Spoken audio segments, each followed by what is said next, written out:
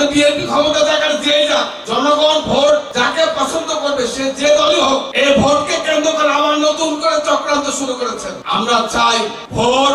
আমাদের নেতা তারেক রহমানের সঙ্গে প্রধান উপদেষ্টার মিটিং হয়েছে, সরকার প্রধানের মিটিং হয়েছে লন্ডনে।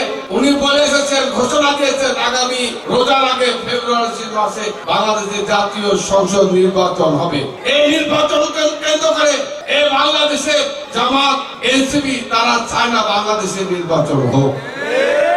তারা নতুন করে ষড়যন্ত্র চক্রান্ত শুরু করেছে। তারা মনে করে ভোট হলে তো বিএনপি ক্ষমতা যাবে। আর বিএনপি ক্ষমতা থাকার যেই যা জনগণ ভোট যাকে পছন্দ করবে সে যে দলই হোক, যাকে পছন্দ হবে তাকে ভোট দেবে। আমরা চাই একটা নিরপেক্ষ নির্বাচন, তার পছন্দের প্রার্থী। আপনারা যদি আমাকে পছন্দ করেন আমাকে ভোট দেবেন, আমাকে পছন্দ করবেন না আমাকে ভোট না দিয়ে আপনাদের পছন্দের প্রার্থীকে ভোট দেবেন। এই অধিকারটুকু তো আপনারা আছে নাকি?